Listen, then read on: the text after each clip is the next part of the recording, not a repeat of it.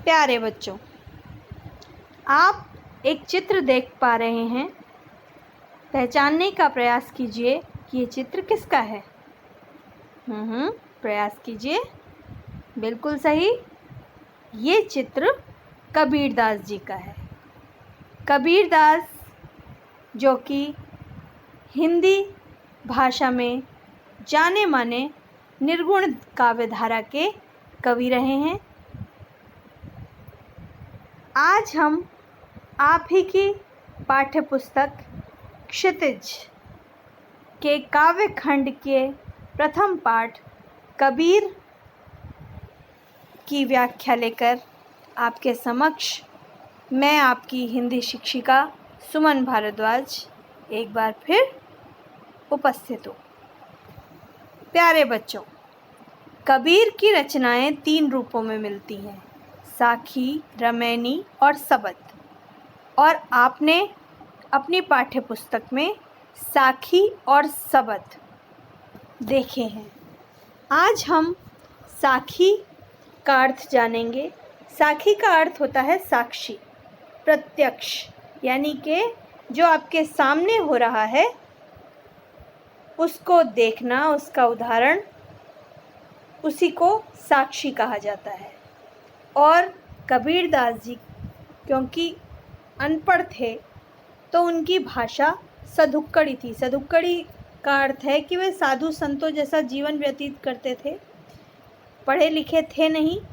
इस कारण वे जिस क्षेत्र में जाते वहाँ की सीधी सरल भाषा को ही भक्ति और ज्ञान की सही परिभाषा बताने का प्रयास किया करते थे।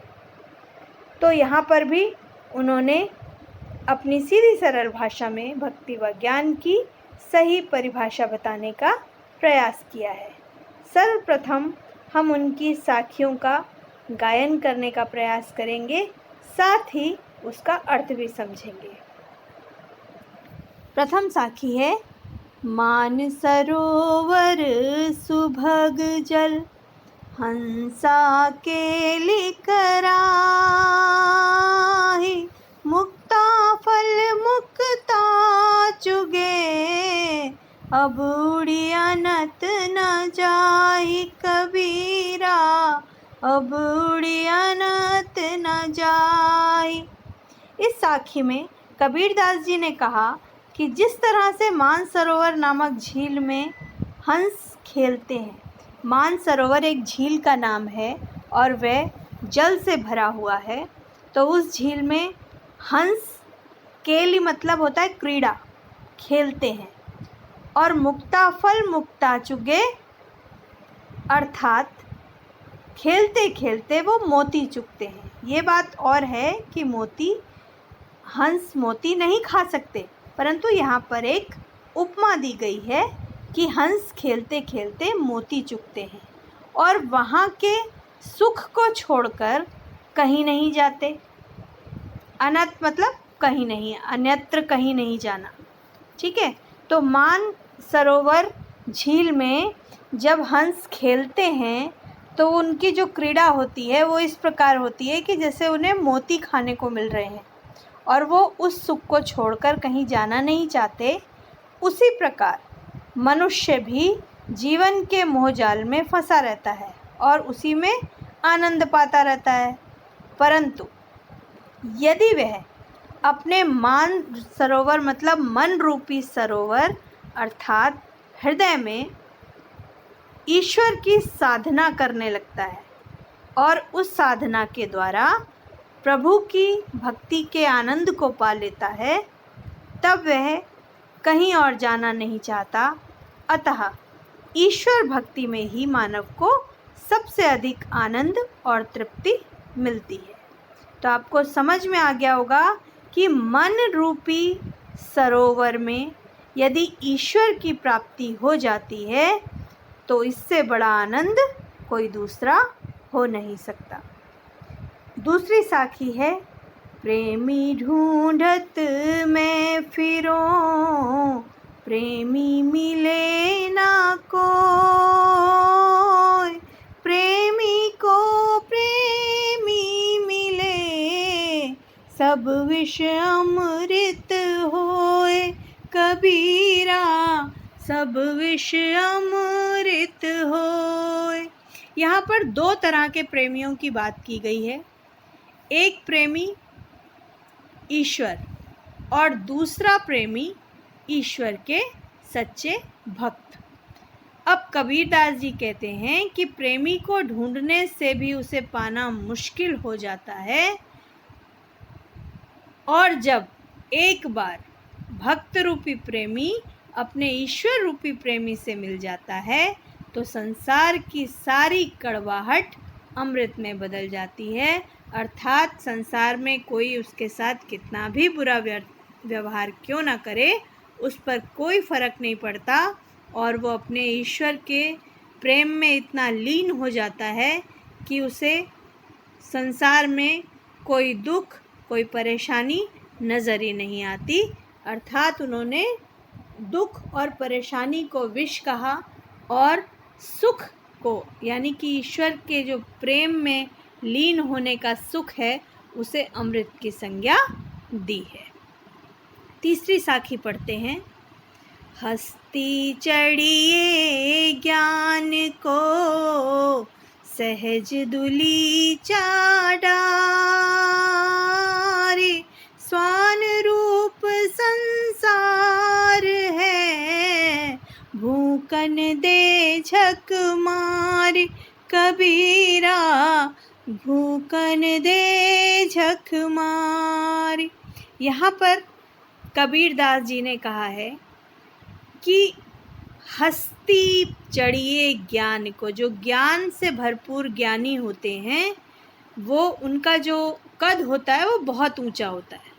तो यहाँ पर कह रहे हैं कि अगर ज्ञान को हाथी और लोगों की प्रतिक्रिया को कुत्ते के भौंकने के समान कबीरदास जी ने माना है, और वो कहते हैं ज्ञानी अगर हाथी चढ़कर आपके पास आता है तो आपका उसका सम्मान करना चाहिए, अर्थात सम्मान रूपी गलीचा उसके आगे बिछा देना चाहिए।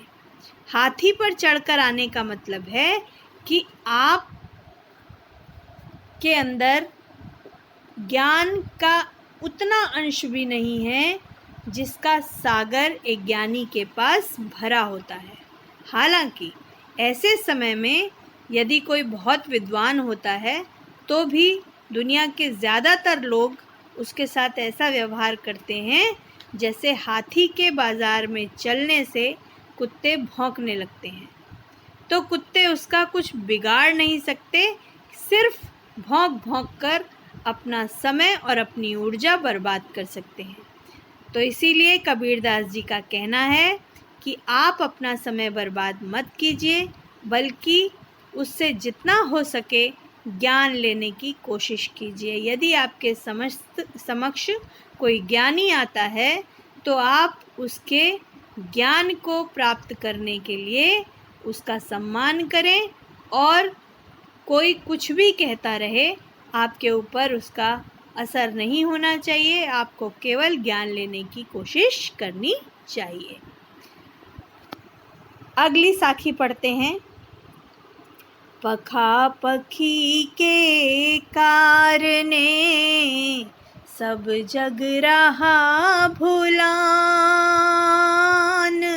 निरपख होई के हरि भजे कोई संत सुजान। कबीरा ओ सोई संत सुजान। पखा पखी मतलब पक्ष और विपक्ष। ये मेरा पक्ष है और ये मेरा पक्ष है। हम अपनी अपनी बात करते रहते हैं और इसके कारण हम सारे जग को, सारे संसार को अपने अहम में पढ़कर भूल जाते हैं। निरपक्ष मतलब निरपेक्ष, यानी कि बिना किसी पक्षपात के।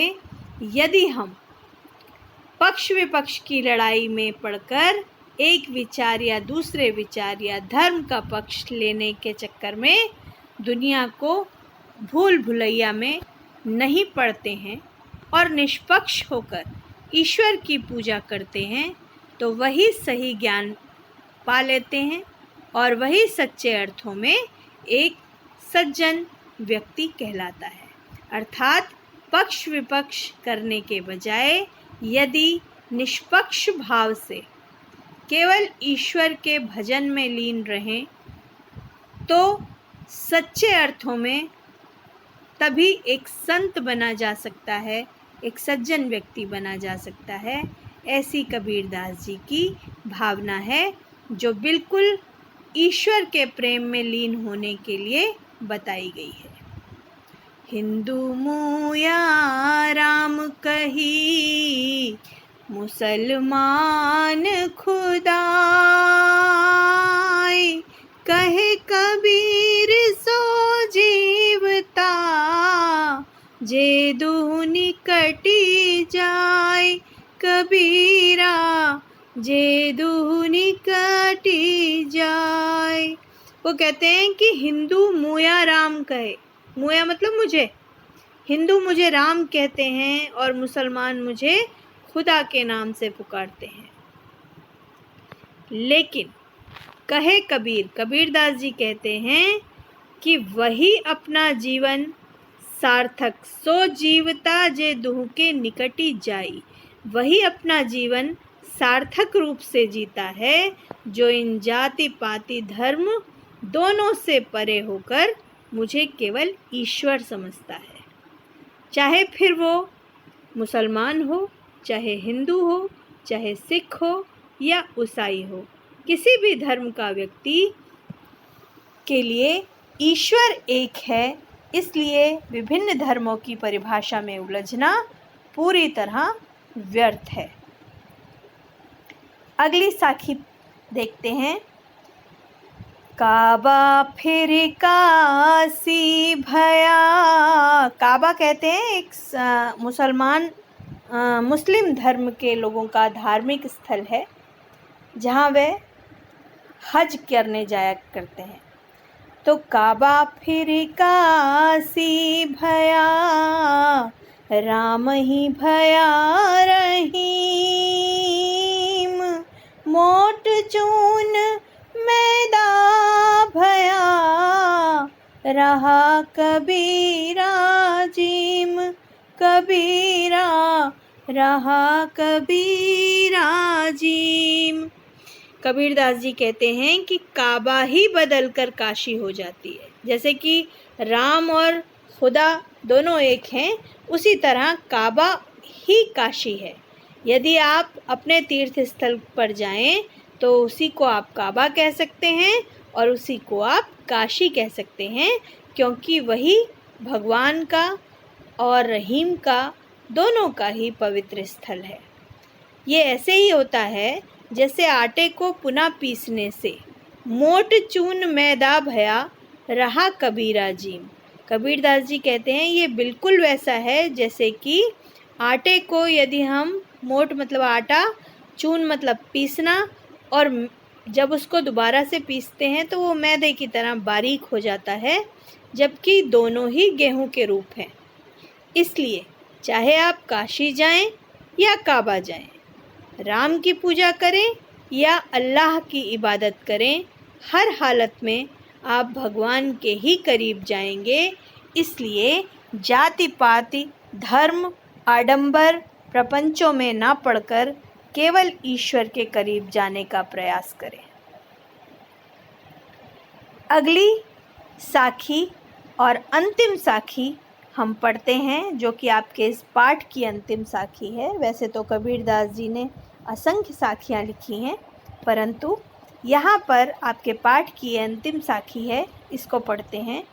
ऊंचे कुल का जन्मिया, जे करनी ऊंच न होय, सुबरन कलश सुरा भरा, साधु निंदा सोई, कबीरा साधु निंदा सोई। कबीरदास जी कहते हैं कि ऊंचे कुल में जन्म लेने से कुछ नहीं होता। ऊंचे कुल का जन्मिया अर्थात ऊंचे कुल में जन्म लेने वाला यदि नीच कर्म करता है, जे करनी ऊंच न होई मतलब बुरे कर्म करता है, तो सुबरन कलश सुरा भरा, साधु निंदा सोई, तो उसके कर्म इस तरीके के हैं कि वह अपने कर्मों से ही अपनी पहचान बना पाता है। जैसे कि सुबरन मतलब स्वर्ण, सोने के बर्तन में। कलश मतलब बर्तन या घड़ा।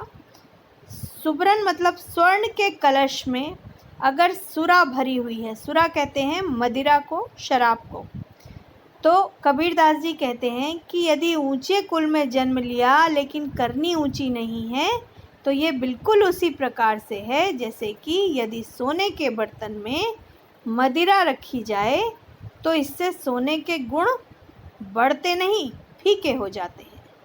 और साधुजन के लिए ये पेय पदार्थ नहीं बन पाता, साधुजन इसे नहीं पीते, अर्थात इसकी निंदा ही करते हैं। उसी प्रकार ऊंचे कुल में जन्म लेकर यदि मानव नीचता भरे कार्य करता है तो वह निंदा का ही पात्र होता है। तो प्यारे बच्चों, आपके समक्ष इसका अर्थ लिखा भी हुआ है और मैंने आपको इसकी व्याख्या भी की है आपके समक्ष। अब आप इसको अपनी भाषा में पढ़ेंगे। आवश्यक बिल्कुल नहीं है कि आप इस भाषा में इसको पढ़ें और समझें।